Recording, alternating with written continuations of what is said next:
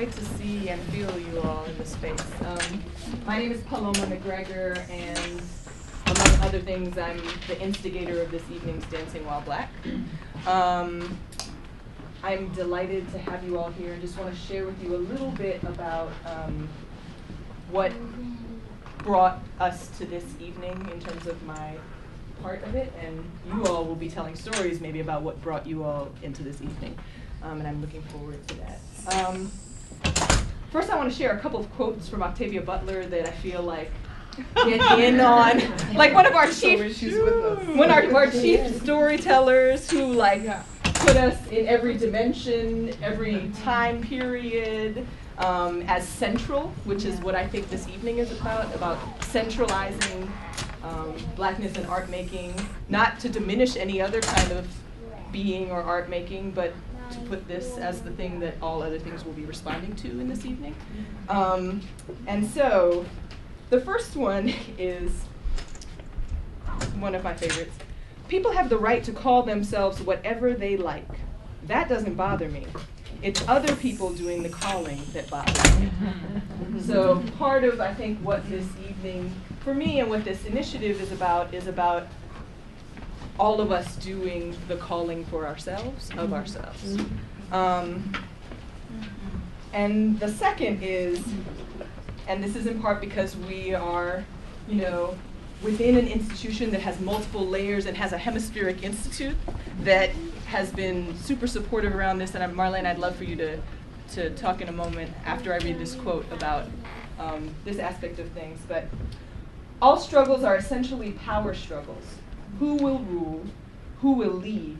Who will define, refine, confine, design? Who will dominate? All struggles are essentially power struggles, and most are no more intellectual than two rams knocking their heads together. So I also feel like that there's a root of this in that quote as well. And to take a step back then, I'd love, Marlene, for you to talk a little bit about it. Hi, everybody. My name is Marlene Ramirez Cancio. I'm Associate Director of Arts and Media at the Hemispheric Institute of Performance and Politics. The biggest mouthful. So we are a network of artists, academics, and activists that work together around performance and politics, just really briefly. And we have had a thing called the Hemispheric New York Performance Network, of which Paloma has been a wonderful artist in residence for the entire year. And will be extended for the next half of this coming year as well. So I just wanted to tell you where you are. This is the Performance Studies Department at NYU, not the Hemispheric Institute. We're over at 20 Cooper. And I just wanted to also acknowledge that our dear friend, Professor Jose Munoz, died yesterday. Yeah. And we're just all sad, and this was partly his space, and we just want to honor his brilliance and contribution to the field of performance studies and the world. So with that, I just wanted to let you know who we are, and you can keep going. Hemisphericinstitute.org. So I'll try to be brief because I want there to be time to tell stories, but I think it's important to tell a little bit about the story of this evolution, a little bit about the purpose. Hey, come on in. Look, we got a seat for you right here. Yeah. So I think there are three roots to this work for me. One of them is very personal, around inspiration and push of two teachers that I have had. One is Dr. Beverly Barber at Florida A&M University, who always saw some connection that I did not see between my journalistic life, which is why I was in college, and my dance life, my dance practice and my journalism practice. And she had this big vision about how those things would intersect toward the politics that I wanted to embody in the world. And so I feel like part of the reason I'm here today is because she had a vision for me that I didn't have. Woo. Yes. All right. And the other is Dr. Reginald Yates, who actually turns out is a graduate of Florida A&M University, where I went to school. And he gathered together in the summer of 2001 a group of students to study Dunham technique with Ms. Dunham. And it was a couple years before she passed, and not only does she teach like a 3.5-hour class from a wheelchair, but we were, in every day in that meeting of spirits and dancers, we started our day with communion, with hug and introductions and how are you this morning? And so we were pushed to love one another with great rigor, and the mantra that Dr. Yates always pushed that has stuck with me forever, like in my body, is do your work. So, we all get presented with multiple kinds of things, and some are opportunities and some feel like setbacks, and the idea of doing your work through the midst of all of what you're presented with has really felt like a root of this work. So that's one sort of teacher root. The second root of this work is around being pissed and spending, the better part of my career in New York, of my 10 years here, dancing with urban bushwomen and seeing in the course of what is now a 30-year-old organization and looking through archives of like coverage and experiencing coverage as a member, seeing the way that a diverse group of Black women coming together to assert our stories consistently has been described as dancing like men, which, men can dance fierce, but to have to be, why can't we be dancing like women, dancing the way we're dancing? To be compared to animals, and to consistently be asked in multiple kinds of settings, like, had we trained as dancers? So, there's like some anger underneath the whole thing too. And then the third root is hope, great hope, because we know that's how we all got here. A great hope that like people who have come before have laid a great foundation for my contemporaries who continue to push and cajole me. Marjani Forte, who's not in the room right now, was like the first person I told about Dancing While Black 2 years ago. And, I feel as though there's a group of folks whose stories and whose making is being supported, and I know there's a whole group of folks who want to tell stories and make and have their work live out in the world, and the structures that exist right now can't vision them having a space. So this is a platform that Hemispheric Institute has allowed me to have as part of my residency, and so I'm really grateful that this is a space where we can put our stories as central. Because ancestors have been called up in a couple of ways this evening, I really want to take a moment to call, for us to each sort of call, not sort of call, for us to each call in people who are not presently in the room with us in body to be in the room with us in spirit. And so we'll do it popcorn style, but Dr. BDG, if you want to set us off and kind of pulling forward. Obviously the first one would be Nelson Mandela. Yashe, yes. Catherine Dunham. Yeah. And we can all, you can pull your ancestors, then you don't have to know them, they don't have to be famous to us. Right. They can be famous to you. Yeah. Zora Neale Hurston. Elio Pomari. Octavia Butler. Audre Lorde. Paul Robeson. Alex Wilson. Alicia Wright Pierce. Eliza Dixon. Papa Sims. Girl, Ivy my Wells. brain No, is it's so for good. Dead Love. Ernestina DJ McGregor. Whitaker. Ida B. Wells. Christine P. Whitaker. Ulysses Dove. Sam Hose. B.B. Dillon. Rochelle Nyes. Dolly Beatty. Michael Malone. Winfield Scott Chapman. Marguerite Chapman. Yeah. James Brown. Debbie Allen. All right, and we know more will come in whether we invite them or not, but I'm glad to have invited the ones we have and lead a path that this is an open space. So thank you, Ashe.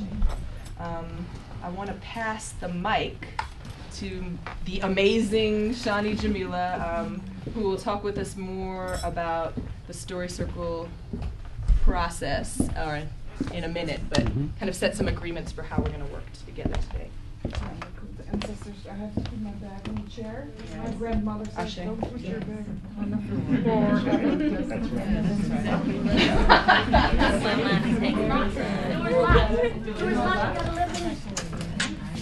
Have you locked up? So, first of all, hey y'all. Hey. It's good to be in this space with each one of you, and with my sister Paloma. Happy to be co-creating what we'll share, what we'll experience today. I think the first thing that we should do is we were evoking the names of our ancestors, and I heard some people also evoking names of folks who still walk with us. Let's take a moment and introduce ourselves to the people who walk with us in this room today. You know, like we did in church. Turn to your neighbor and say hello. Just say a little something to each person. Hi, I'm Paloma. Nice to meet you. Hi, I'm Marlene. Lara? Are we good? No. We thought it was church style. You gotta go there. Hi, Kim. No.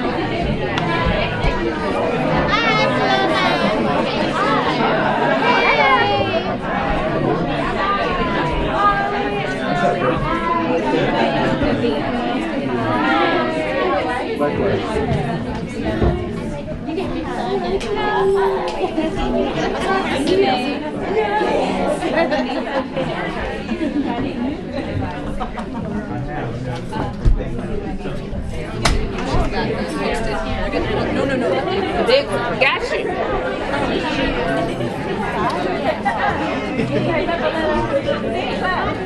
Feels like a space race. I was like, I'm gonna switch chair.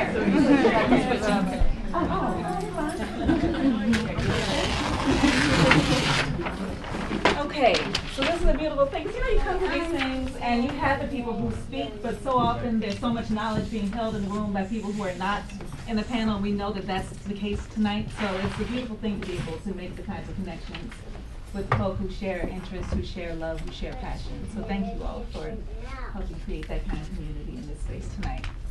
So one of the things that we want to do before we even start, before we begin to explain what a story circle is and how we'll be participating in it tonight, is kind of in that same spirit of community, decide collectively what space we're going to create tonight, right?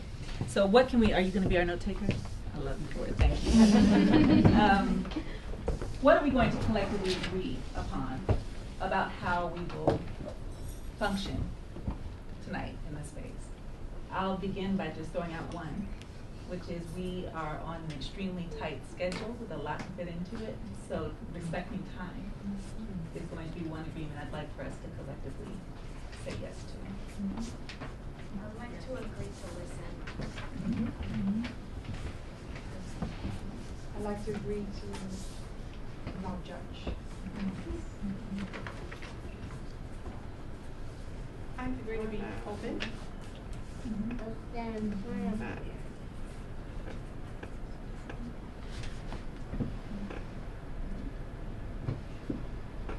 Be loving.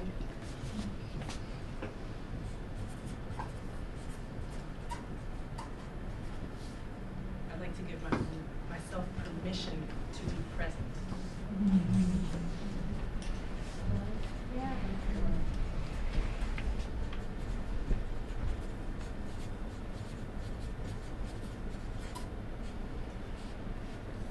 Allowing for productive discomfort when we're in a respectful space. That's my sister.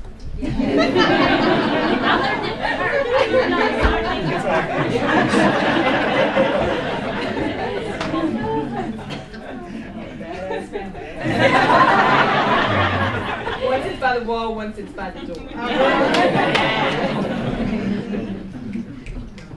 would like to allow not knowing or invite the unknown.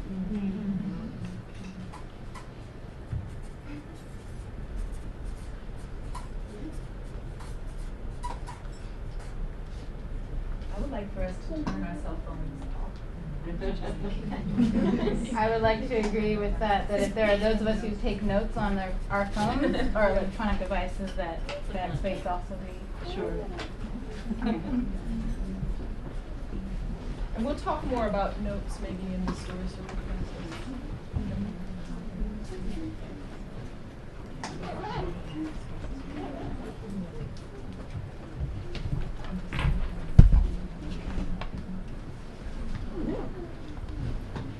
Okay. So can we collectively affirm that this is the space we will create tonight? Yes. Yes. Can I get an amen? Amen. Ashe, whatever your faith is. Ashe. All right, that's a beautiful thing. Thank you. Welcome.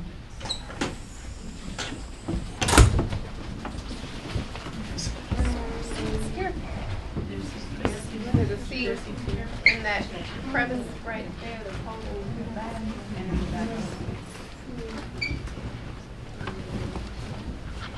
So for those of you all who just joined us, we just collectively agreed upon the space that we want to create tonight. And what we agreed upon is right here on the paper, so we'll just take a moment to read that. We appreciate it. And I'm sorry, y'all, if I look at my phone sometimes because my plan is on my phone. I'm texting. I'm tweeting. Okay, so one of the things that we're going to do tonight is engage in a process known as story circles. This is a process that my uncle, John O'Neal, who one of the founders, yes. One of the founders of Free Southern Theater in New Orleans, which is an organization that grew out of his work with SNCC, the Student Nonviolent Coordinating Committee, one of the major organizations that made a strong impact on our culture and on our society during the civil rights / Black Power era. In fact, I wonder, and this is a little bit off script to the extent that we have a script tonight, but if any of the people who were here who either participated with SNCC or witnessed to some of the things that SNCC did, if you wouldn't mind just saying a few words on the things that elders in the room to speak.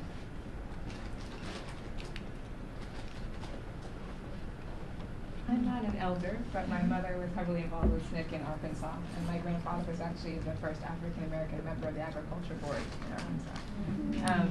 And as far as SNCC impacting our family, it absolutely changed the way the community around my family saw themselves, and it changed the way my mother saw herself, and in that way it influenced multiple generations, and for that I will always be grateful. There was a SNCC chapter here at NYU. Just want to share that. Richard Schechner came out of, the whole thing with your uncle. And somehow I feel like that translated into why and how he became my dissertation advisor here when I graduated from the Performance Studies department. Thank you all for sharing. So what we're going to do is sort of an amended version of the story circle process. Paloma has invited some extraordinary people to share the space with us today. And we're going to do it in somewhat of a fishbowl format. So we will have a couple of them happening tonight with the invited panelists, and then all of us are going to take a moment and engage in our own story circles following the first two with our panelists. Okay? The way the story circles are structured, one of the things that I love is that when you all decided what kind of space we're going to create, they echo many of the rules of the story circle, right? So, permission to be present. Paloma was talking about the kinds of listening that we want to engage in. There can often be somewhat of a sense of pressure when you feel like, oh my God, it's my turn, I have to say something profound, right? My turn to tell a story. Allow yourself, trust yourself to let what you will say emerge in relationship to the stories that have preceded you, whether they're ones that have been spoken in this space or ones that have just helped shape your lives, right? So you will have a moment to listen and you will have a moment to speak. There's no crosstalk in a story circle. out of respect for each person's space, right?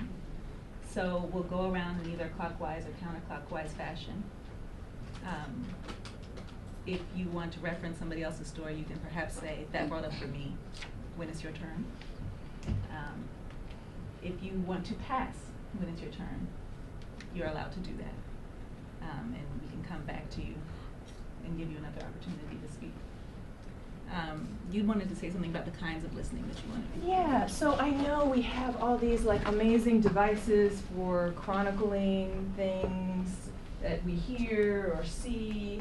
I would like to posit that our bodies are also amazing devices for chronicling things that we hear and see, and I would actually really love for us to be listening with that in mind, rather than like thinking, oh, I want to take or have to take, you know. I think trust that your bodies are actually absorbing what's happening in the room, and actually if we put this between our bodies and what's happening in the room, it may actually detract from that. So I would like to ask for that as part of our listening this evening. Thank you. I think lastly what I'll say, because we don't want to pepper you with rules. Yeah. So lastly what I'll say is that I think one of the things that's going to be really special about tonight is that we're going to be synthesizing with physical movement as well. And Paloma's going to help guide us through that space.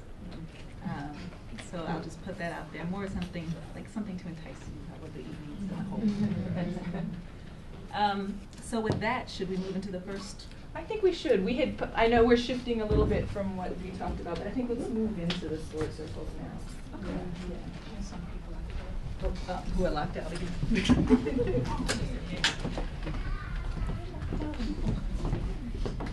Okay, so the people that Paloma selected for the first story circle, can you just raise your hand, please?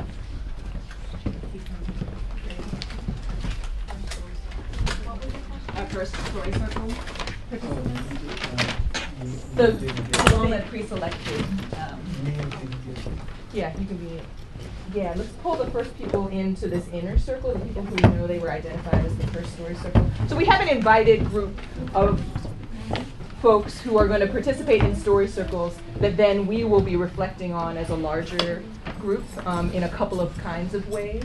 And they were invited both through like grassroots community organizing, because they're people I've either known for a long time or who wanted to pull into a room for a long time, so, and really grateful for their presence with that. So that's how that was organized. I think many of you know that if you've gotten the information. Yeah. How are you doing the timing thing? So even though we said no cell phones, for the purposes of this is what we've got to do. What we're basically asking, so that no one story is privileged over another, is that people take no more than 3 minutes to share each story. So you can take less than that. If you take more than that, we will gently and lovingly. So everybody will have 3 minutes. And for our first story circle, again, raise your hand if you're. Okay. Can you all please come so that you are directly facing each other? And this will just be a fishbowl format, right? So in the spirit of respect and non-judgment and love that we collectively agreed to, these people will begin to model what the first story circle will be. And the prompt for the first story circle, and whoever feels like they want to begin first with it should feel free to move.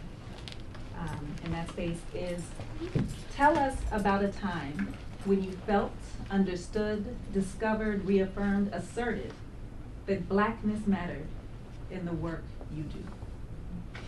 Can you repeat that? Tell us about a time when you felt, understood, discovered, reaffirmed, asserted that Blackness mattered in the work you do.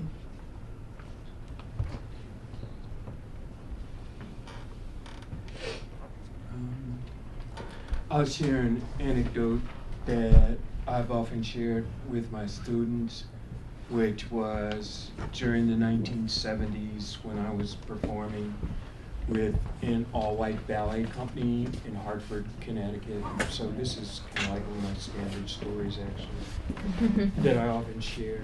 And I was the only black dancer in this ballet company. And by contrast, it let me begin to discover what role my blackness played or would play in my pursuit of that art form. By contrast, because I remember specifically, I was standing in the wings at one performance of our seasonal Nutcracker, which we always did for a couple of weeks in Hartford and then toured New England. And I was standing in the wings and looking at something unfolding before me, the dance of the Sugar Plum Fairies or something like that, and thinking that it was really, really beautiful. And we're all familiar with the lighting and the costumes being on stage, the magic that's actually created. And if you're standing in the wings and you're not performing, then you're still taking it in. But part of what I was taking in, I remember the specific question I asked myself at the moment I was still in the wings. I asked myself, what am I doing here? And I'll always remember that. I remember that moment. I asked myself, what am I doing here? And I later thought of, it's this Russian late 19th century fantasy story, ballet, Nutcracker, and what am I doing here? And it was probably that moment that I began to try to figure out what I was doing here as a dance artist, because I knew that that wasn't it. And it wasn't that I absolutely loved that. I loved the music, I loved ballet, I loved the costumes and the lights, but I also knew that it didn't address the things that I wanted to pursue with the rest of my career in dance. So actually it was from experiences like that and in that company that I actually began researching the history of African American dance and eventually evolved into a dance historian and a researcher. So is it the 3 minutes is a long time? Yeah, no, but so, you don't have to fill it though. If you feel done, you don't have to fill it, because believe me, some other people will. So again, it was by contrast of that moment and that experience that I began to discover who I was and who my people were in dance. And it's always struck me as ironic, because I really loved doing what I was doing at that moment, but I just knew that it wasn't everything that I was supposed to do in my artistic life. And what's your name? John Perpiner. Great. That's the lovely tone. That's the lovely tone. Marimba. Electronic marimba.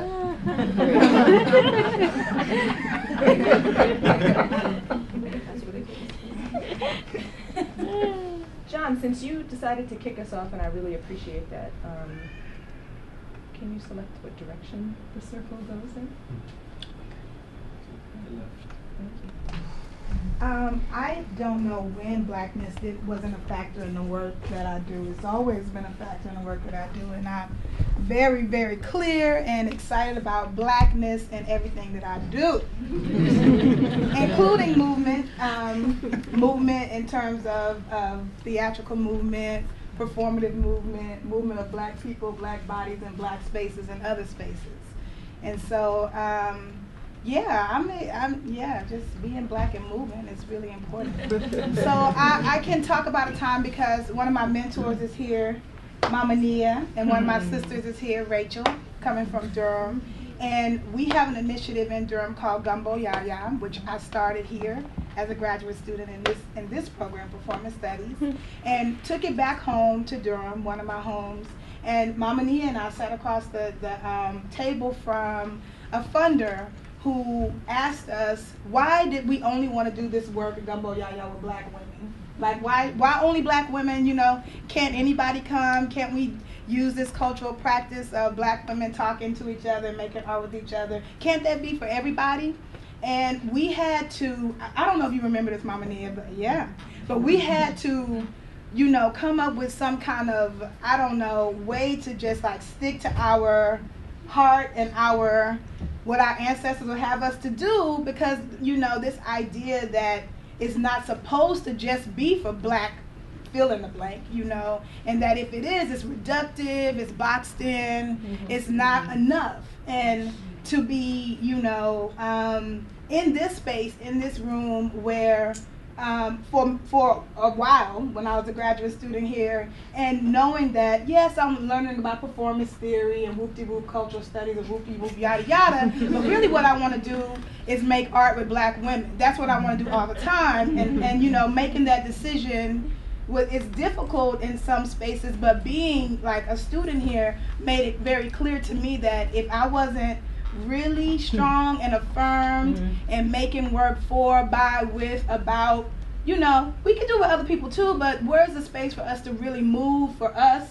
That if we didn't do it, if we didn't take the resources however we got them to make that a reality, then it would never be a reality. And that too many people sacrificed before I had the opportunity to be here, or we had the opportunity to be here. Too many people sacrificed and set a road, a beautiful, brilliant road in front of us that I don't even have to recreate the wheel. I can just do what people been doing, like what black folks been doing at time and space, you know? And so why not? Why not? And but yeah, so I really, that's just one moment, and I think I'm telling that story because my people are here, you know? But that's one moment of many moments where it kind of like this yeah. Your face said already.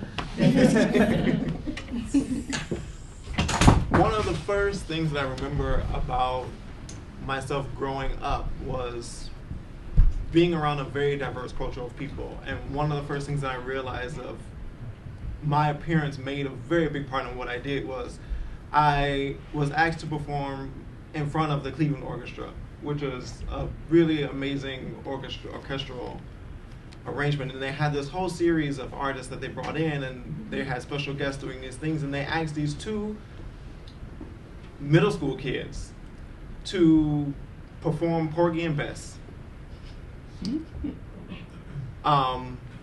2 songs from the musical score. And that was when I had realized, because I had grown up and I had trained in ballet and modern and hip hop and jazz and all these different kinds of things, and I never had put a color to anything that I ever did. I just thought, I'm dancing, this is who I am. This is what I've been brought here to do. And it was at that moment when I took the stage, performing in front of the orchestra, in front of an audience filled with a very Caucasian audience. And the response that they gave was very heartfelt and was very touching. And I knew on the stage, listening to the music, and I can hear and feel every vibration that came through the orchestra from behind me. And I could hear it register all the way through out into the people in the audience. And I knew that the only reason that it registered was because of who me and my partner was on the stage. If it had been anybody else, I knew that the translation of what the story was would not have been the same. And that was one of the very first moments where I realized, myself being African American, this means more than just me being a young man growing up in the field of the arts. Coming from the history that I come from, and coming from the history of my ancestors, they have put so much and sacrificed so much so that art and movement and all those things can translate to people in so many futuristic ways, so that they can actually have something to feel and connect with that they would have never done so in the past. And that was one of the, I just wanted to share that because that was something that I've really felt. I realized who I am and what me being who I am, the color of my skin, really made a big impact on connecting with different people.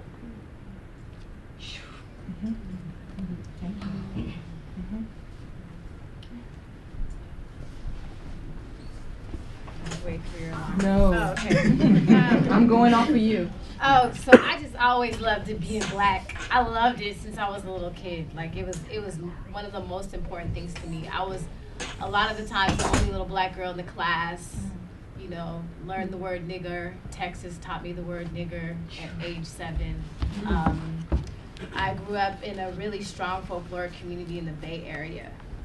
And so when I came to New York to attend the Ailey School, that was supposed to be like my contemporary modern training, et cetera, et cetera. So I was coming from a strong folklore background, moving into a contemporary background.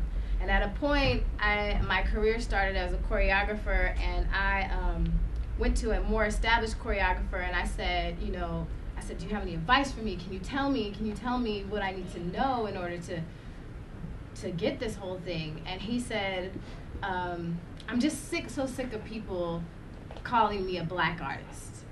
And I was like, well, maybe I should be sick of that too. He's like, maybe I should, what does that mean though, not to be a black artist? So I went through this whole period where I was like, okay, what does that mean? Maybe I should try to feel that, because maybe that's a part of blackness that I don't know.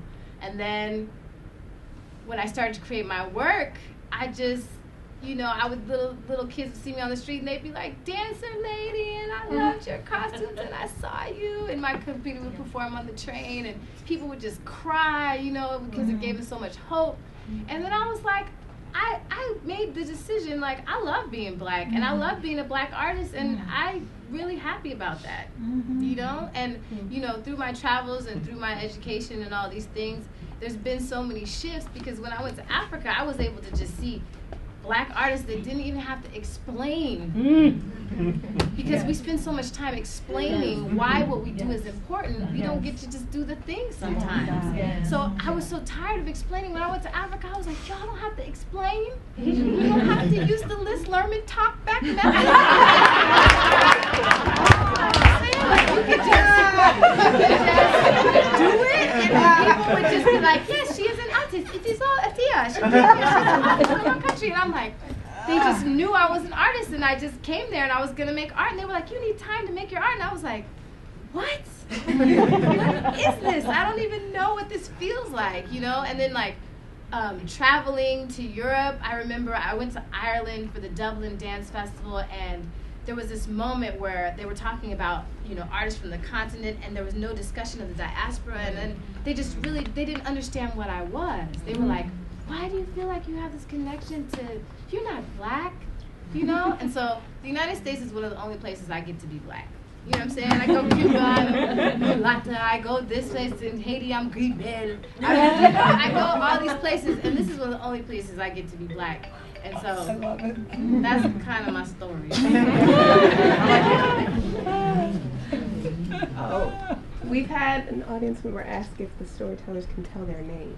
We're going to come back to that. And so in the spirit of transparency, for time, we were going to do a whole big introduction. But I also feel, I'll be honest, I feel as though the stories, we will come to the names, but I feel as though foregrounding the stories and putting the sort of qualifiers and signifiers of what our titles are in the world is actually working really nicely. So I appreciate you all flowing with that. And we'll come back to the names. Yeah, thank you. You guys are not, sorry. Okay. So I am a writer, and please indulge me. I have this meditation that, since we have a short period of time, there'll be no preliminary statement about it. I'm just going to read it. I think it fits.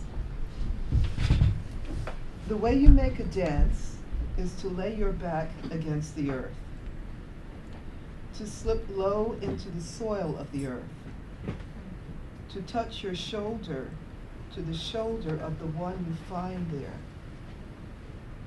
The current of that discovered shoulder, creating a current flowing backwards in time, forwards in time. The discoverable shoulder uniting you through land masses and the pulse of distant oceans. Shoulders of the dead, of the dying. Shoulders, hip joints of the tortured and shot, manacled and sold. The way you make a dance is to catch the spaces a partner leaves in the air, to hold these spaces against your ear, to drink them down and down until you comprehend another being in this world.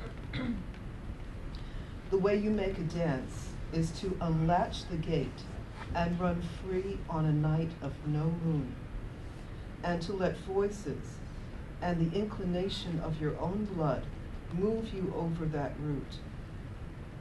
There is a right way to make a dance, and someone's shoulder touching yours has that direction.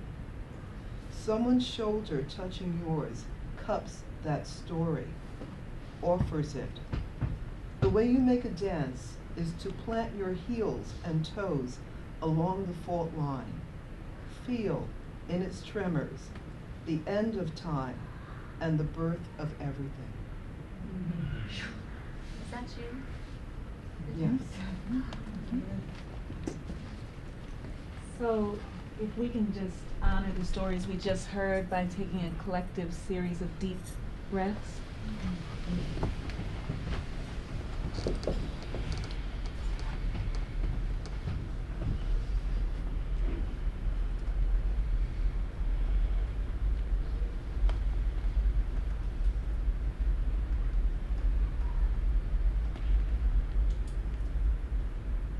Now I'd like to ask if we can do a round robin of introductions, however you choose to introduce yourself. My grandma used to say, tell me who you be and where you belong.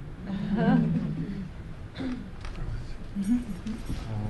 John Perpeter,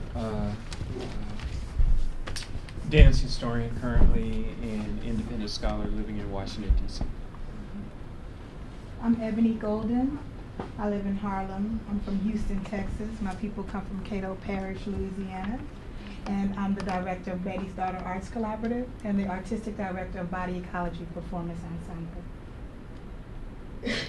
Antonio Brown, originally from Cleveland, Ohio, now living in New York City. I'm a dancer with Bill T. Jones, Arnie Zane Dance Company, and also a choreographer who's been choreographing all over the country. My name is Adia Tamar Whitaker. I'm the artistic director of Ashe Dance Theater Collective. We are a neo-folkloric performance ensemble that is 13 years old and we're Brooklyn-based.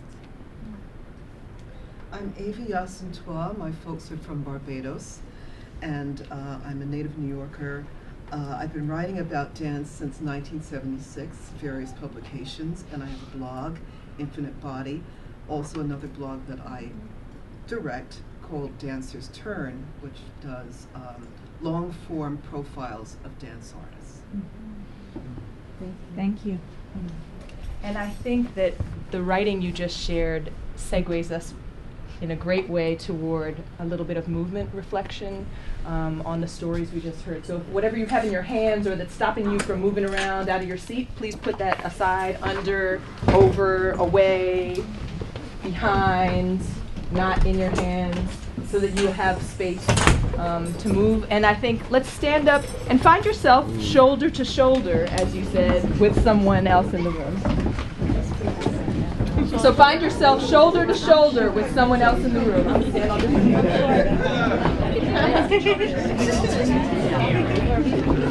So has everybody found themselves raise your hand if you don't have a shoulder that you're next to.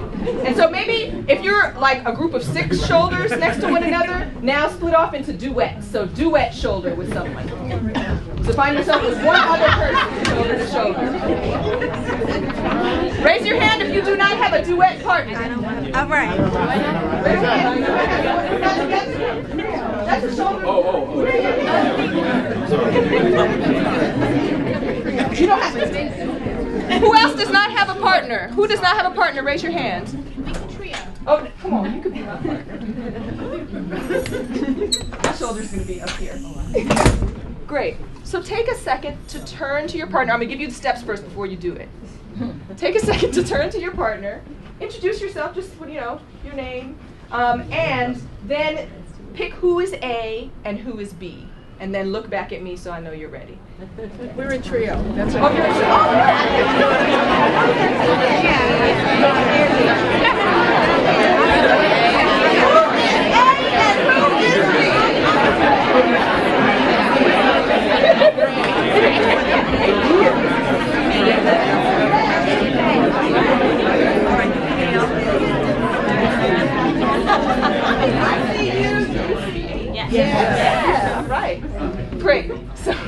silly. It's part of my being.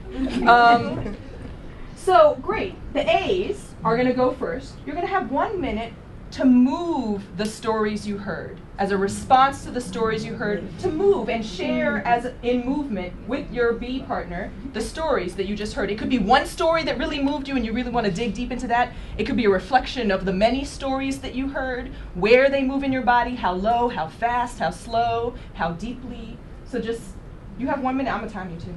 That's what we're doing today. That's what we're doing today.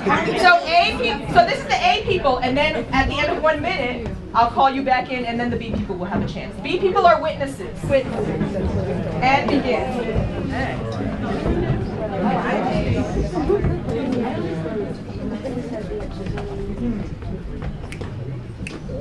I think that was it.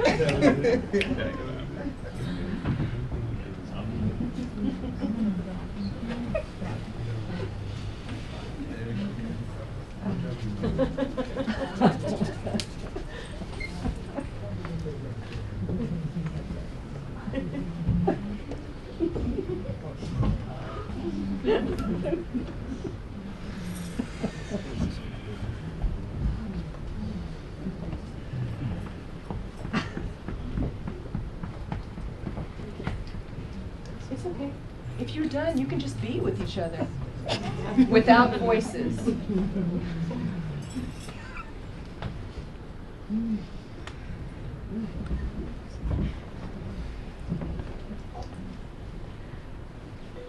Beautiful. Thank you. And when I say without voices, I don't mean I don't want your voices in here. Just like for now, let's work with the bodies telling the stories, and then later the voices will tell the stories. So, great. And now B's, be ready to tell your stories, and I'll go. Ready?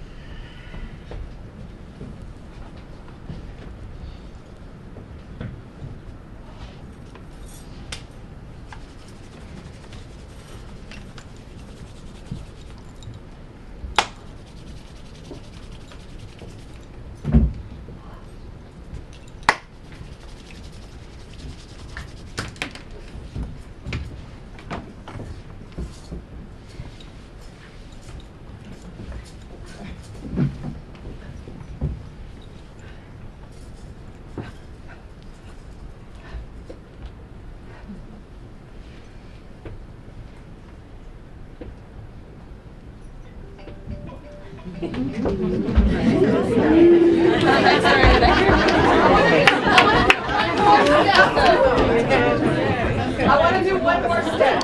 So I know that one story or another story could be the focus at any given time, but we know that these lives and these times and navigating all this stuff we're talking about is complicated. And so it's often in relation to, in conversation with, butting up against, moving with, toward, away. So I'm going to give you one more.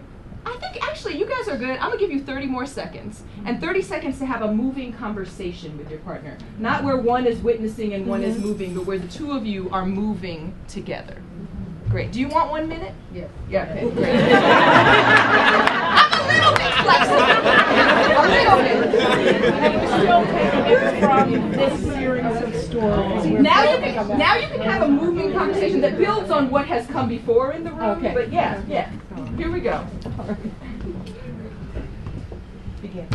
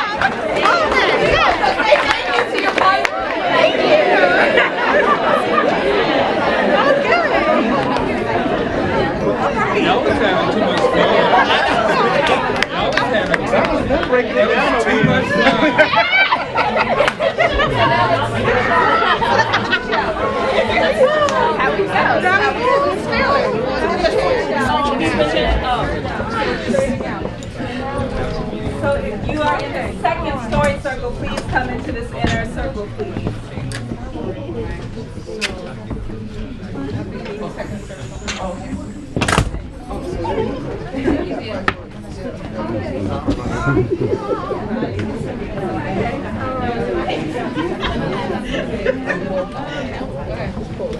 Precursor to this. So we are going to start in the second story circle now. And before we do that, we'll have a presentation. But let me just ask.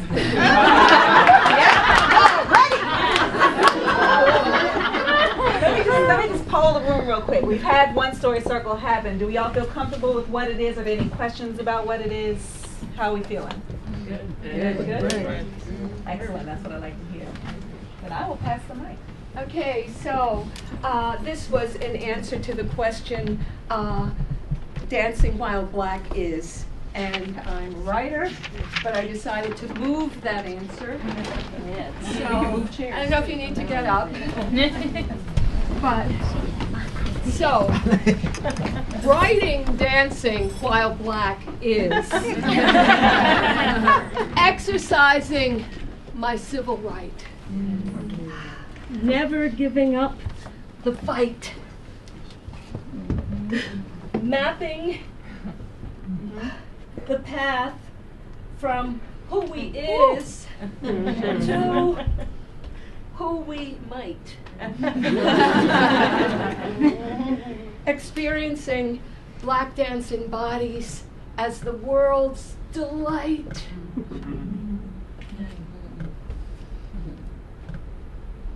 Turning on the light.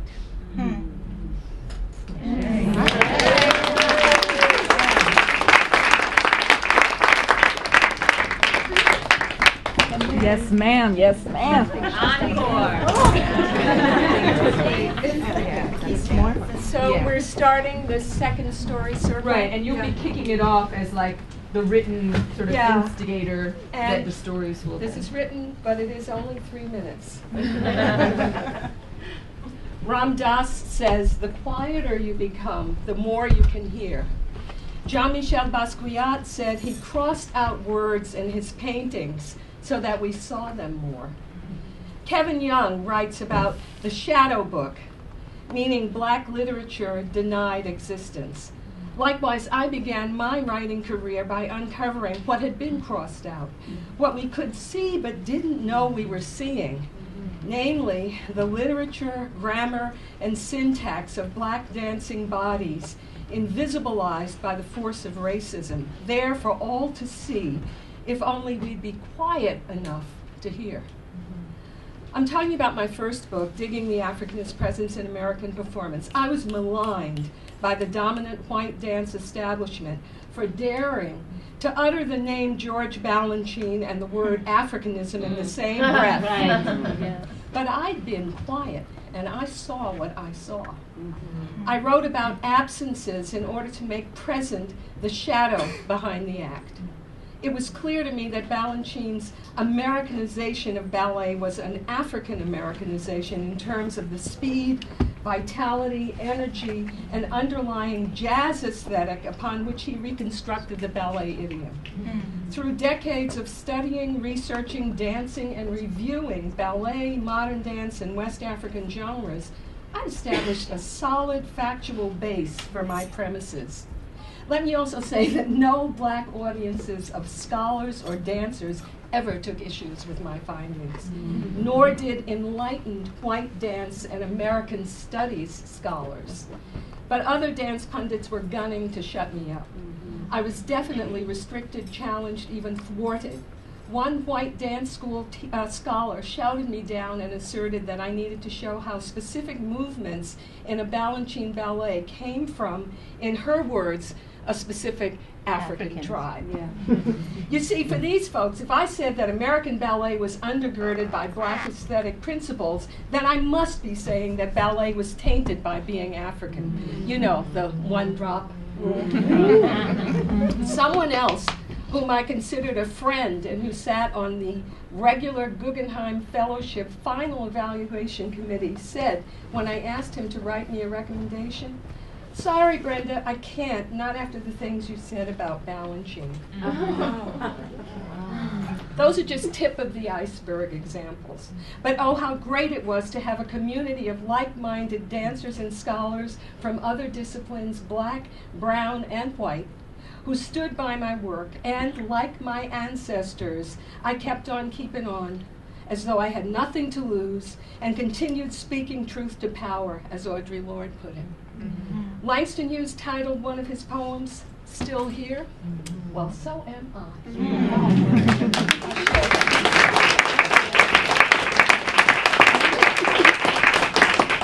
So the second circle was also about things that had challenged or thwarted you. So that's what I chose. She's looking at you, Jane. I need a reminder of the question. Yeah, please. The prompt for the second story circle is, tell us about a time when you felt supported, restricted, challenged, nurtured in your artistic work because of blackness. Tell us about a time when you felt supported, restricted, challenged, nurtured in your artistic work because of blackness. All right. So I guess this is a confluence of things. I'm sorry, I have a retainer in, so I don't have a speech impediment. It sounds like it. I'll try to go beyond it. When I interviewed for for one of my jobs as a professor, I went in and I saw the student population, which was surprisingly dense with African American students, though there were no African American people on the faculty. And they were charged, they were fired up, they were excited. In the interview process, when I'm sitting at the table with a group of people, this comment was about how I felt supported, or how I felt like blackness was definitely something that was in my favor and in my service. I sat at the table with what would become my future colleagues in the interview process, and they asked me why I thought I was the candidate for the job. And I laughed, and then I explained why I laughed, because something came across my mind. And then I told them, well, I'm going to tell them what I thought, and then I'll fix it up and tell them what I think the appropriate answer should be. And my thought was, the reason that I was the person for the job is because I was black. And I could do the job. All the things they asked, I could do. But those students needed somebody. The continuation of that, after I'd gotten the job and was there in our first, one of our first gatherings, they had a practice where they would go out and canvass the community and hang posters and things about the upcoming performances. And faculty members, individual faculty members actually drove cars, and students would come over to them, so you're kind of around in a big space. And I was standing there, and I looked around as students spread out, and there were 8 or 9 students next to me, and they were all black. And for a second, I said, oh my God, this is going to be problematic. Thinking what other people might be thinking, but only a second. And then it said, this is why I'm here. This is why I'm here. So in that place and in that space, I have many children. My children are black and white and brown and yellow and all of those things, but I have had the incredible opportunity to connect with those students and students after and after and after.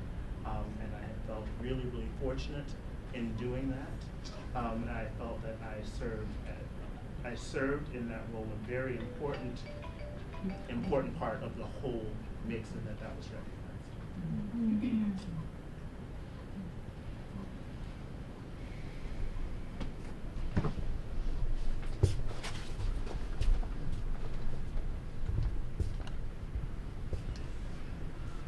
My father's a blacksmith, visual artist. And we lived at 907 Rittenhouse in Washington, D.C. He was a professor at Howard University since 1968.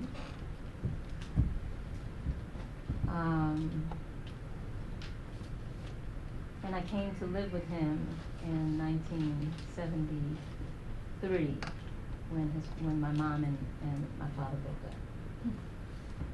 But my mom and dad were really good friends still. I wanted to be as close to New York City as I possibly could, because I've been dancing in the womb.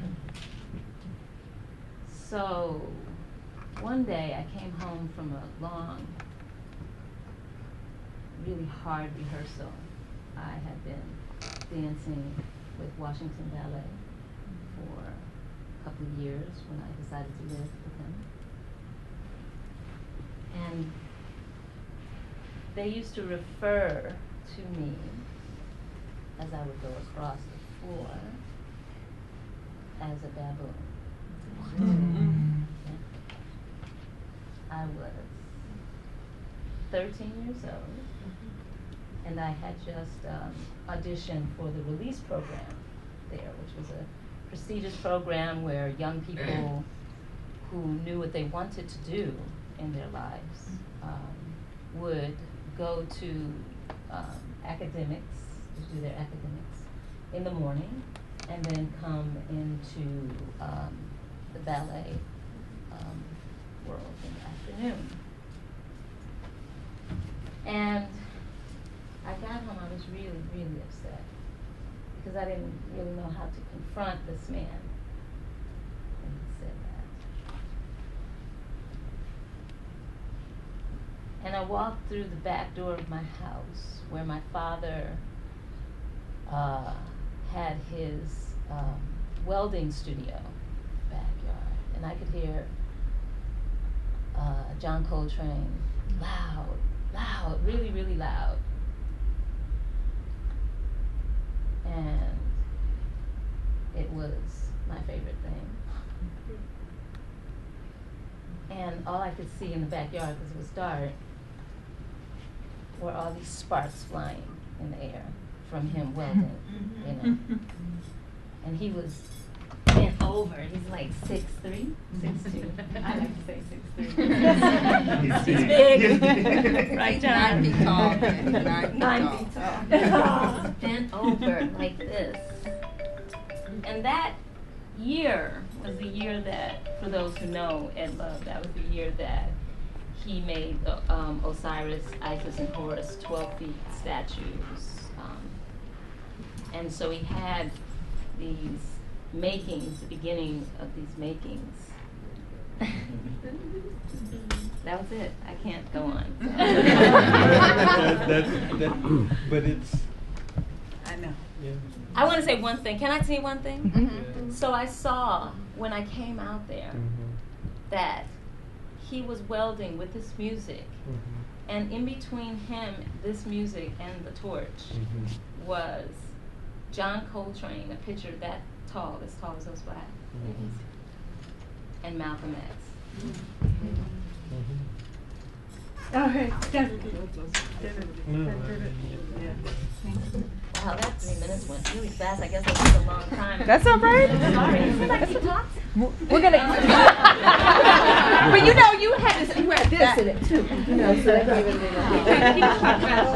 Sorry. No. It's great. And we'll be breaking into smaller story circles, so these stories may have a space and time. I got to this place where people were calling me to come to apply because I had been teaching at another institution. And these dancers did not understand what I was teaching. They said, we feel like we're losing our technique in your class. I feel like I'm just flailing around. Your colleagues would stop me in the hall and say, well, you know, we hear that the students are unsure. What are you really trying to accomplish in there? And I just really wanted my students to learn. And so I started to develop a discourse. I started to teach them how to take my class. I started to teach them how to see the values in what I was teaching. I started to teach them how to recognize what the goals were. Why do you want to sit down? Why is that important for a woman, no matter what color you are, to sit your ass down in the space a little bit and connect into your power? Where does that come from? What can it give you? What can it offer you in your future? And then the next layer of that was, why were you so resistant in the first place? What has your culture taught you? How were you programmed? And how does race and racism affect how open we are to learn? Just some skills that might be useful. And so as I developed that discourse, all I really wanted to do was connect to my students. And then later I wanted to get tenure, so I had to educate the people around me how to read my file because they had no idea. So I had to educate all of them. And so I just developed this discourse just so that I could move through. I was just being a dancer. I wanted to teach. I wanted to do my work. I wanted to move through. I wanted to feed my kids. So I just developed this discourse. And I was reading, people would like to quote your books. And I was like, well, when are we going to apply that to the way that we decide to audition students, to the way that we design curriculum? Like, it's nice to quote scholars, but when are we actually going to? So I started talking, and my mouth led me, and so they called me to come and apply. And so now I'm someplace and I'm the boss and I'm trying to run things. And people said that they wanted me to come because of the things that I had been talking about. And there are a lot of black students in this school where I am now. And so we brought the People's Institute and we did the Undoing Racism training with everybody, staff, faculty, every single person in the building. And people were like, oh. Yep. I didn't time that. Me was coming to the Netherlands. I'm from Curaçao, and I was the only black person in my school. So I made Orange Melted, my graduation project, where I took, which was 5 black naked black women on stage, with text and poems, and I think it sort of that started the sense of having to explain to people around, like, who this generation of people of the colonies was. To a large extent, I still do that. Now I make mostly films and dance films, and it's the black stories that I want to put on screen, because even in dance screen, it's still white stories that we see. And there's the support of the community. Being in New York is actually the first place that I felt simultaneously that I became black. Before I was mulatta, color, allochtoon. There were other words here. You're just so simply black. So this was the first place people said, oh, I'm black. Oh, wow, okay. I'm not a mulatta. I'm not this, But at the same time, there was also the freedom to explore, because there are all these people before us, choreographers that have done that, also explore the language of what came with that, which was the language of postmodernism and the heritage, which is here, which is the hips, the African diaspora work.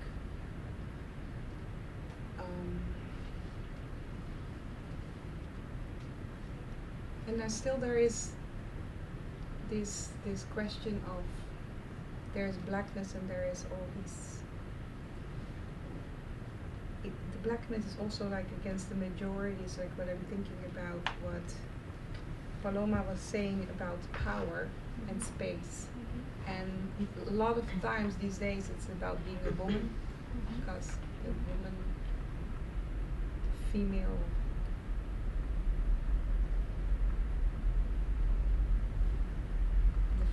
voice in that. But mostly it's to me it's about telling stories through visuals, through film, through dance that we don't hear. And that's just the calling. I've always felt that I'm here to give.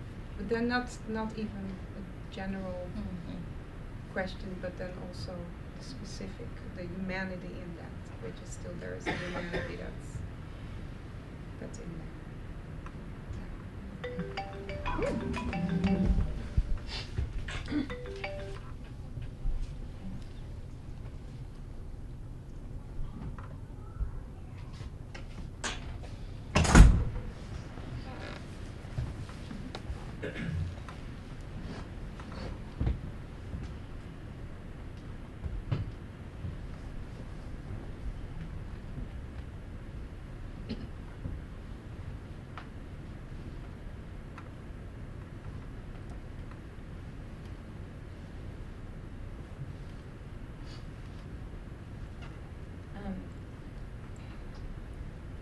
I'm not a storyteller, but I'm gonna share an experience with you. I think it was 1995 in the summer. I was at Bates Dance Festival. And I don't remember if it was the beginning or what point in the 3 weeks. I was a college student.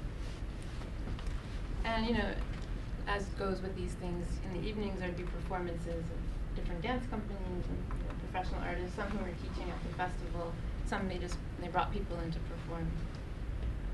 And this actually feels very appropriate in the space to tell this story. There was a performance by urban bushwomen called Bones and Ash, the Gilda Stories. And I was just riveted by the performance. I had never seen anything like it. And this was, I'd call it a dance play. Dance theater was a narrative piece that's based on a book by Jewel Gomez. And there were two female leads. It was a love story. And after the performance, you know, the audience was applauding and clapping. And I just burst into tears. And this was a time in my life when I didn't cry. I couldn't access that. That was not available to me. And spontaneously in the performance, yeah, I just was sobbing from a very deep place in my being. And I think, you know, someone came over, are you okay, are you okay? And, you know, and I couldn't talk, and I just said, you know, I was so moved by this performance. And Jewel Gomez, the author of the story, was in the audience, and so they brought me over to her. And, you know, I could barely speak, you know, and I just said, you know, thank you. And she just reached out her arm and gave me a big hug, and she said, baby, we made it for you. But that was such a pivotal moment for me, because that was the moment that I knew that I existed. I had never seen myself on stage. I had never felt my whole being present.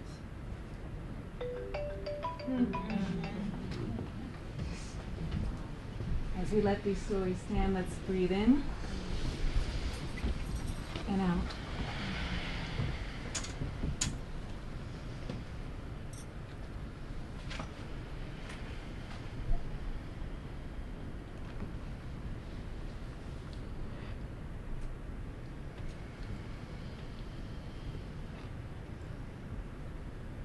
And now I would invite everyone who just shared a story to tell us who you be and where you belong.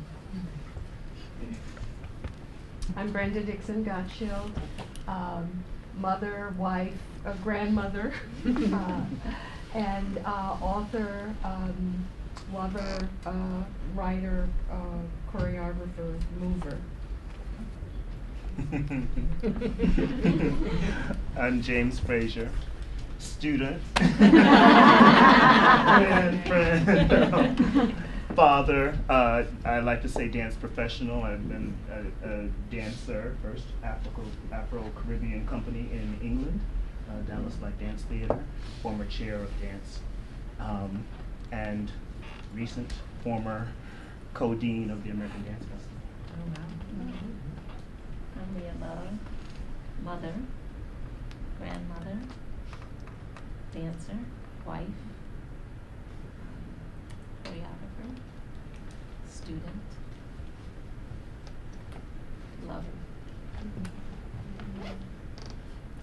I'm Onye Ozuzu. I'm a mother also, a dancer, choreographer, and dance administrator.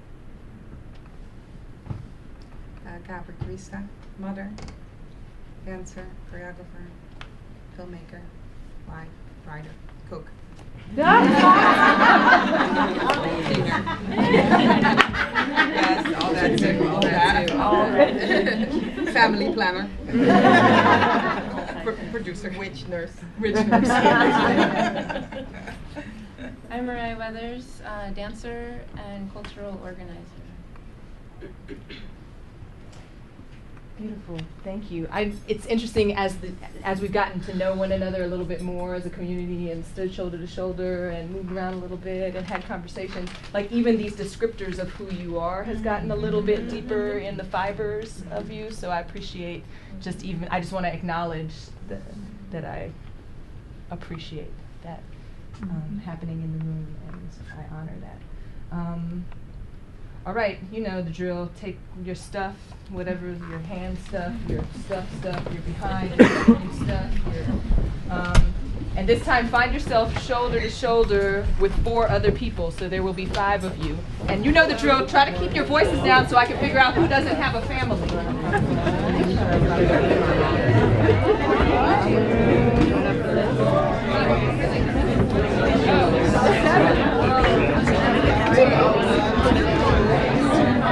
We have to be 5 all together.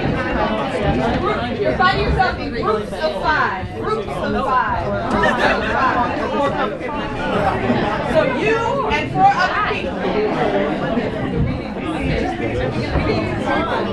Raise your hand.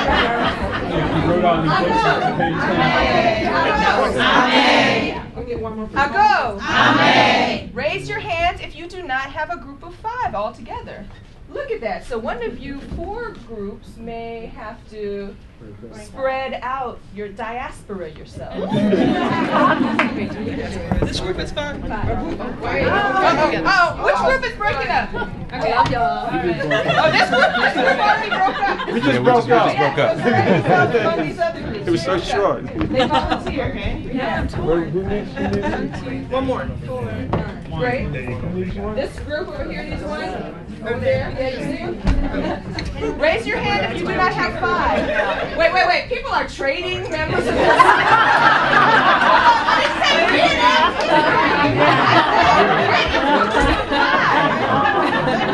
Okay.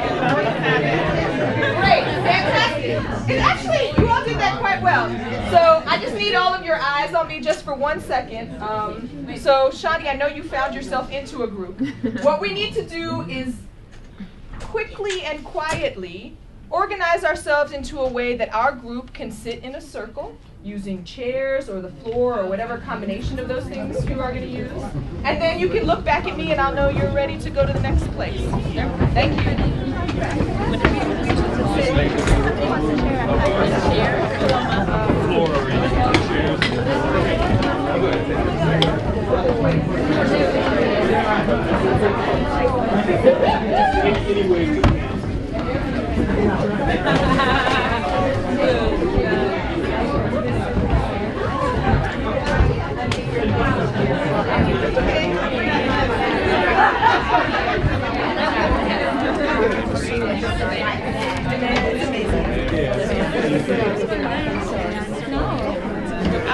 Everybody has 5. It's fine.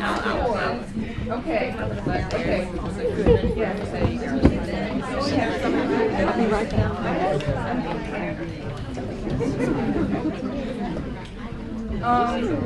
Great. So we know that we all arrived in the room at different times and places inside of what is the energy that's been building in the room, but everybody's heard something. So now we're going to sit with one another and tell our own stories. Same format, 3 minutes each. to tell stories that respond to whatever it is you've heard that's come up for you, whatever story has come up for you tonight, your own personal story that responds to whatever has come before. I want to check in with each group. Can someone in each group who has a smartphone that has a timer on it, like raise their timer in the air? Because that will be your group timer today. I knew you were going to have a timer. If you do not have a timer, I have one right here that has an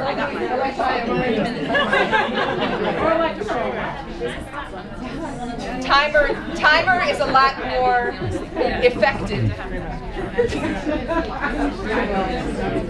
So raise your hand if you do not have a timer in your group. Great. Shani, talk about how the timing works in this. So it's basically you're setting it to 3 minutes, and when it goes and you hear the alarm, cede your space and you do not have to fill it, remember. So if your story ends before the 3 minutes does, that is absolutely fine. And if you find yourself coming up against that 3 minutes, please be graceful in allowing everyone to have equity in the space. And one person doesn't have to be responsible for the timing. So if you want to have the person next to you time, and then you can keep passing the timer around. That way one person doesn't feel like, oh, I'm sort of listening to the story and sort of paying attention to the timer. I think it would be better if we pass the timer around. Does that make sense? So everybody in your groups figure out who's going first and who's timing first, and then let's begin.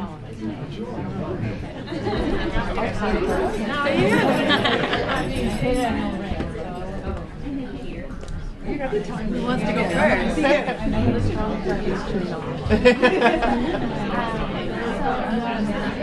Okay, I'll go first. I mean, I don't know. All right. It's going to definitely come up under 3 minutes.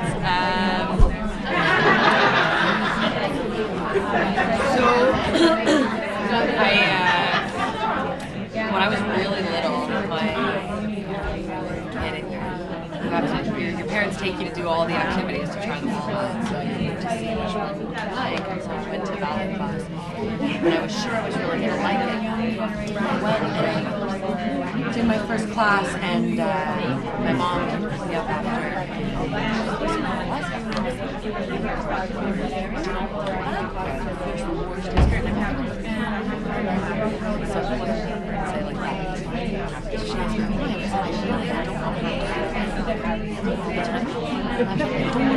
I hated it. I thought it was just frustrating.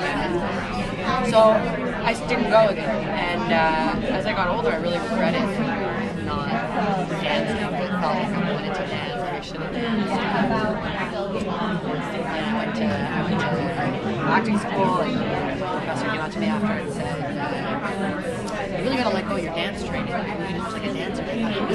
Well, I got all the bad stuff to be a dancer. I never thought to dance. It's crazy. So the only time I ever got to dance was when my grandmother used to hire me to go and do work for her when I was a teenager in her apartment. She lived in this really big open space apartment, and she would work for a bit, and then she'd go downstairs and stuff. And then she went downstairs, she had this amazing speakers, and I'd go and I'd put on Eric Satie or something, whatever was happening, and I would just blast it in the apartment and just spend the whole afternoon dancing in the apartment. So I still, when I try and always get an apartment that's got one big open space so that when no one's there I can do that.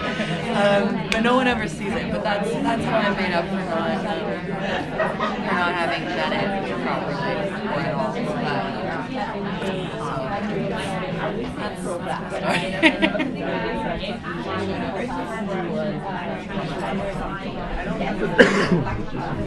Or like women should do that. I've never seen myself in those roles or playing that way.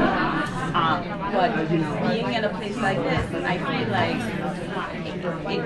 it makes me realize that like the way that you live your life is part of activism, and the people that you're able to reach is part of activism, and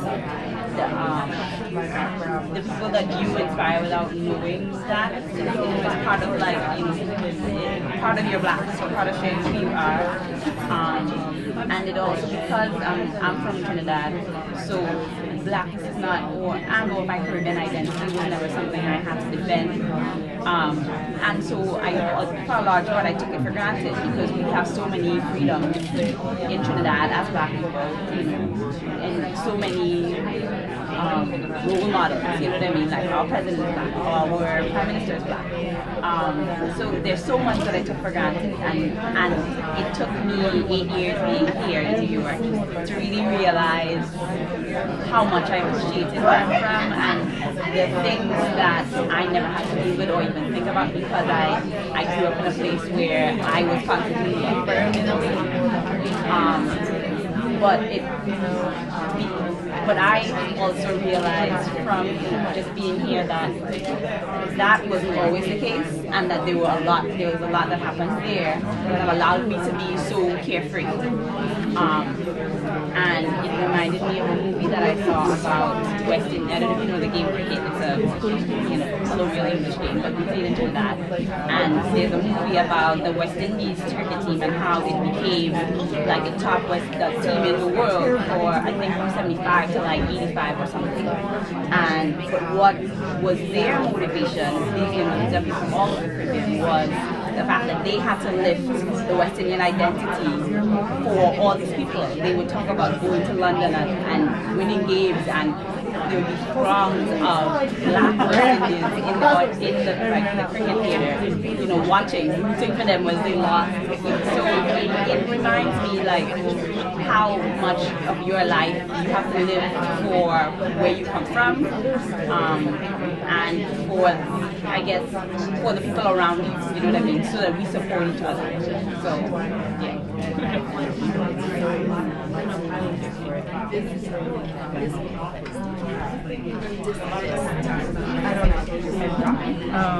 So I'm a comedian. I'm not going to say I'm not a dancer. I've been to some of these institutes twice, so I dance differently in the club. And for me, it's actually, I remember being in high school. I graduated in 91, and the dance moves that were happening in the late 80s and early 90s in New York, I grew up here, weren't as simple as like the walk or whatever. There was footwork involved that you knew or you didn't know. Like for Roger Rabbit, Running Man, you kind of fake that there's certain things you had to know, and black dancers, right? And so I remember trying to like learn the Cabbage Patch, and I wasn't quite the like Carlton from Fresh Prince, but the coordination was not, like,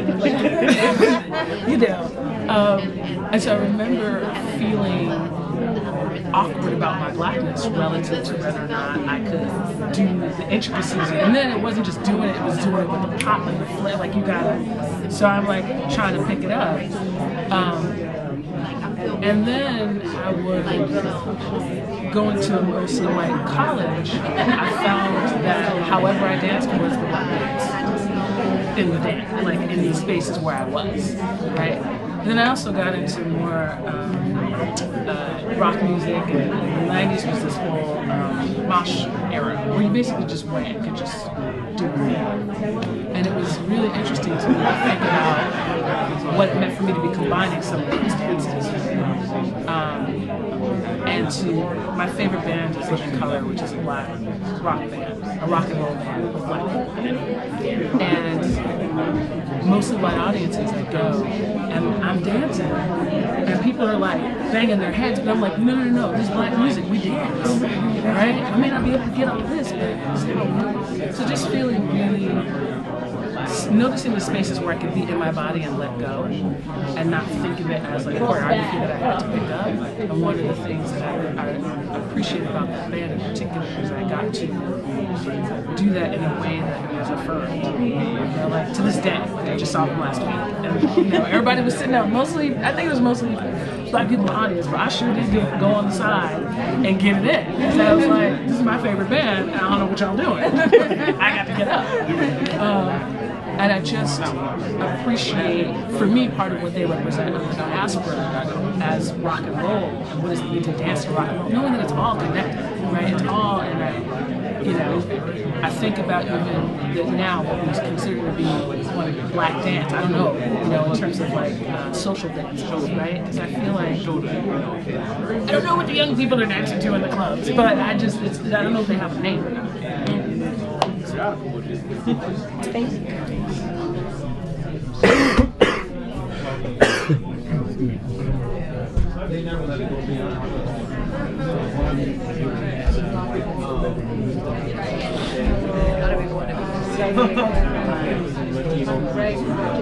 Rub you the wrong way if we can't talk about it. I mean, it's like, what is that shit? You know, like, why can't we talk about it? It's not.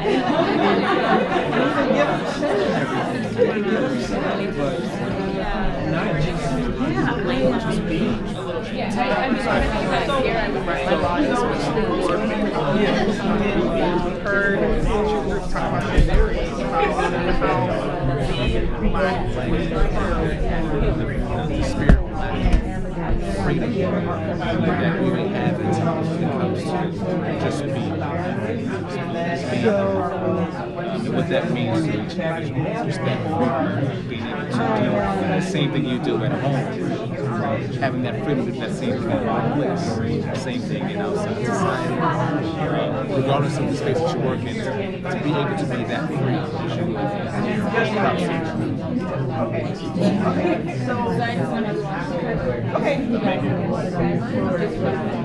And then I'll just say that that's how I felt, and it was.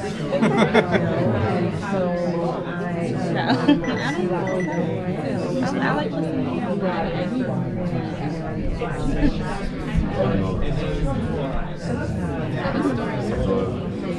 No, it's just where it seems like everybody's well, you can talk about whatever. I know, but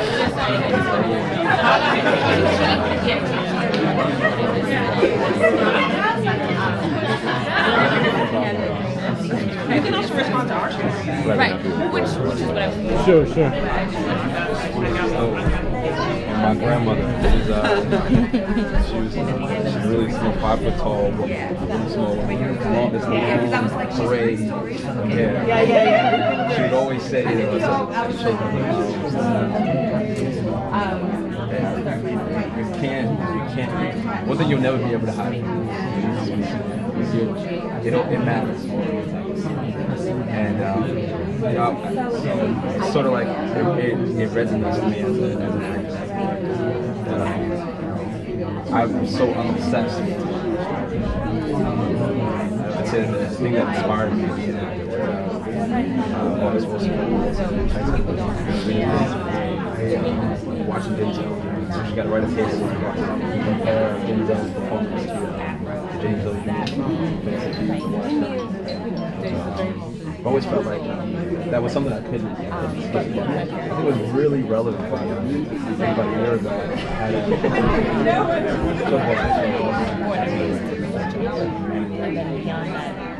had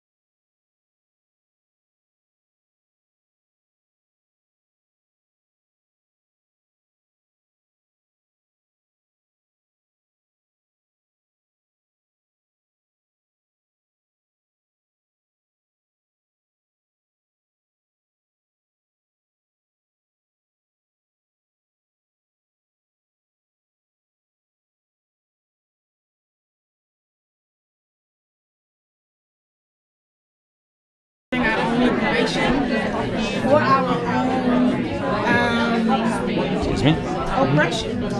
And it's interesting because right now there are lots of things on TV, on the internet, and on social media.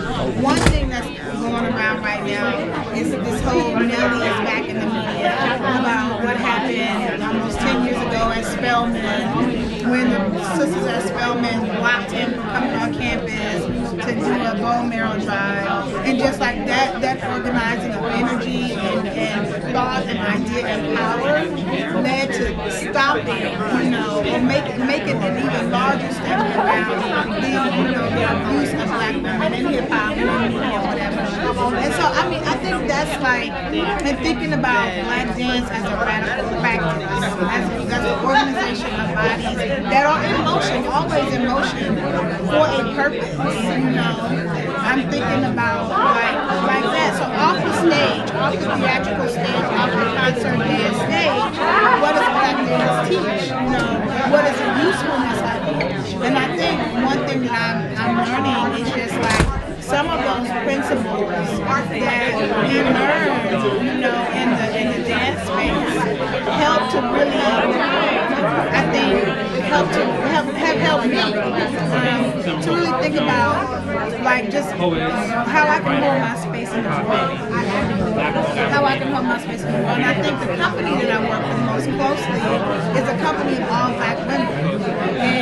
And our time together as artists, as cultural artists, is really, really like, and we don't do anything else. We think about how to use what we create to help us hold space in the world.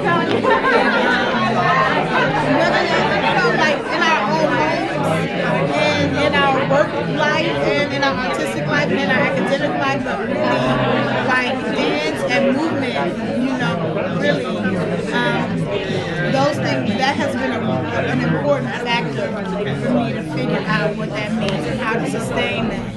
Even if I choose not to quote unquote dance, I'm always dancing.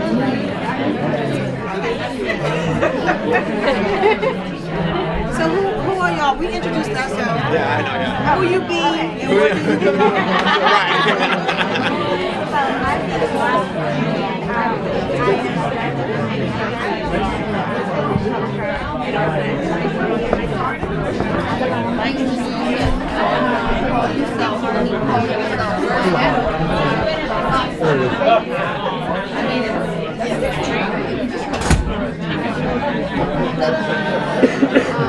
Hi, Mom.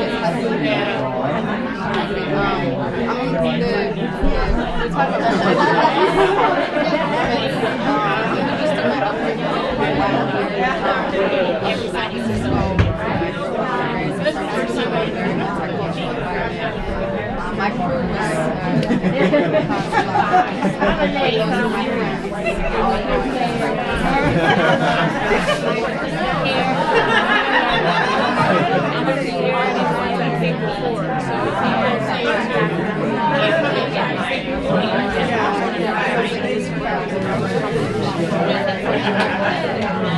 Just trying to keep learning that.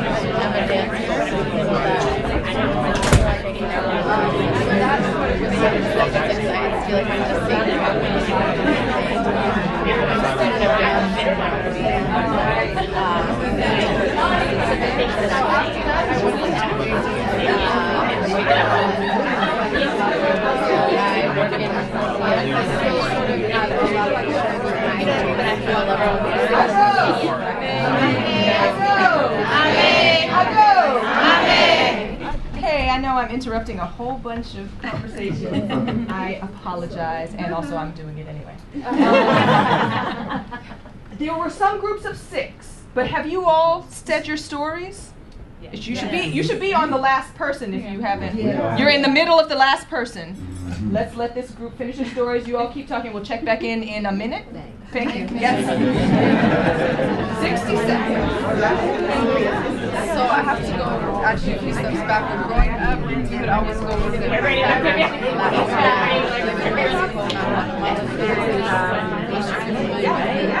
so when I was 4 years before, we had a long like a long crazy story. So they always kind of told me what the states represented.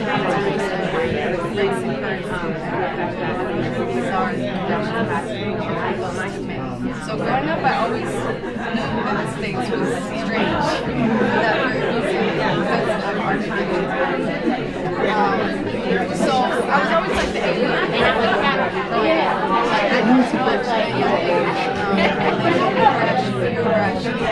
But I can't help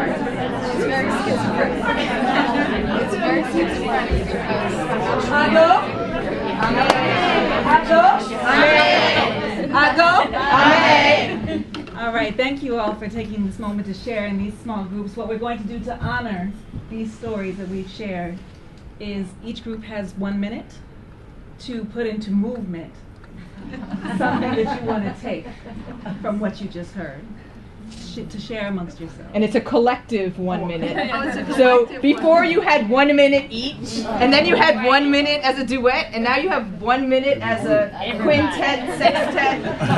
Break it down collectively. And we're timing it. Yeah, let's do that.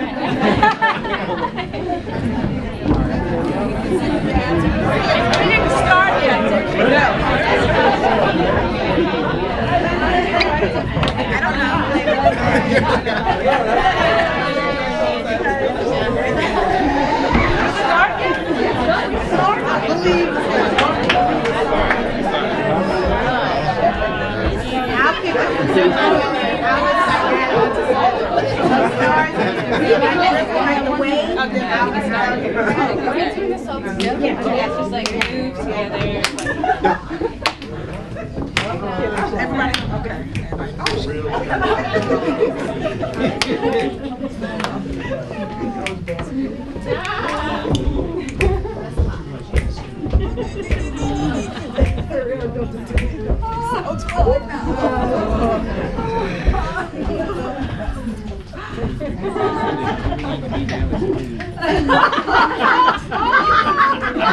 Hey, Victor, can you get over there?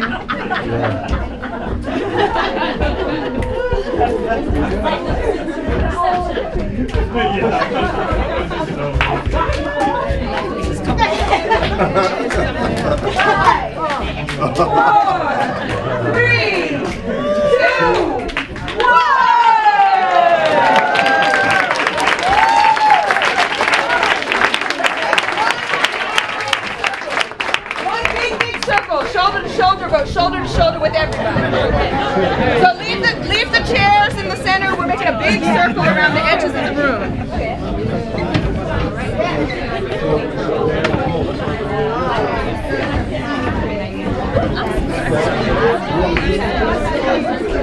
Oh, I see. All right. There you go. Let's do shoulder to shoulder. Well, I teach. Okay. I misunderstood.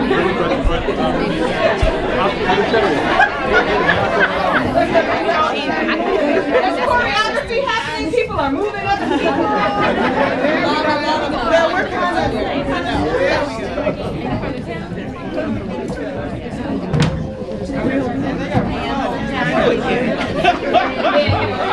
So something we noticed that we love is that some people started holding hands organically. If you would like to, let's create that kind of community space and family feel. So you just dance together in small groups what you want to take with you. And I think it's important that we all leave something with one another too. I know I've been left with a lot, and I'm so grateful for this gathering of open hearts and minds to commune and talk and share our stories. And this is just one part of many, and we will be in touch with you if you haven't signed up outside. There's a list if you want to keep in touch. Yeah, so we'll do this next part just popcorn, which means you can say out over one another, with one another, through one another, into one another, something you want to leave with one another. Just a word into the space. And then if you think of another word, another word. And then if you think of another word, and then eventually I'll bring us to a close.